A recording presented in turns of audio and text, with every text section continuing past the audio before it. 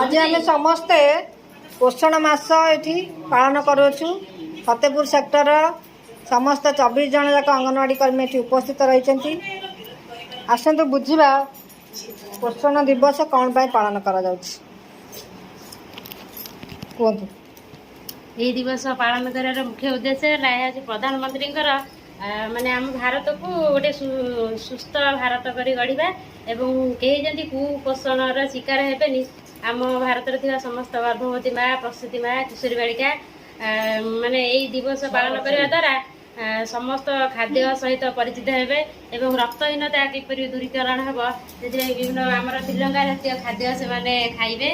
से आम दिवस पालन कर कुपोषण हटाइबा आपण कौन कहे कौन सुपोषित भारत साक्षर भारत माने पोषण मास पालन करने महिला और शिशु मानकर माने सर्वांगीन उन्नति आमर से माने जो मानकर कुपोषण शिकार होते प्रधानमंत्री अनुमति क्रमे से सुपोषित करने गर्भवती माँ पोषण मास कहीं पालन कर आमर सुस्थ भारत सुपोषित भारत सुपोषित राज्य सुपोषित ग्राम आ सुपोषित पंचायत करने माने प्रधानमंत्री आयोजन रूटा को आम प्रस्तुत कर दौच तुम सब सेवा खाद्य खाइबापी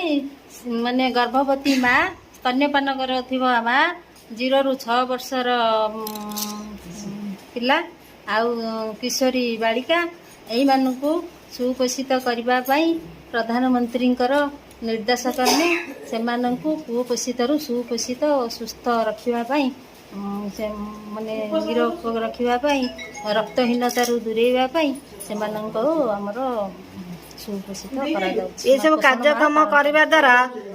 किसी फायदा हो किसी लाभ हो निश्चिंत लाभ हो सहित माँ माने जोड़ी होती जो माँ मैंने जोड़ी होती से माने किसी जानी पारि नथिले एबे सब जानी पारिलेनी को खाद्य खाइले हमर खाद्य रु हमर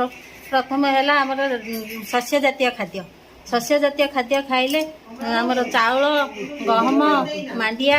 बाजरा एमान को सब खाइले हम देह को शक्ति जगाइबो हैला श्वेतसार जातीय खाद्य आउ डाली जातीय खाद्य पुष्टिकर खाद्य ताकू खाइले से पुष्टि जगेब आमर जो फलमूल कमला खाद्य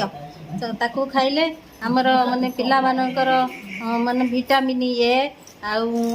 आखि सब माने भल देखा जावाई पिला मानकर जो स्वास्थ्यर उन्नति होगापी यही सब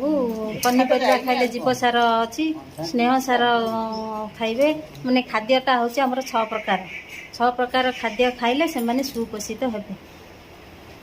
धन्यवाद।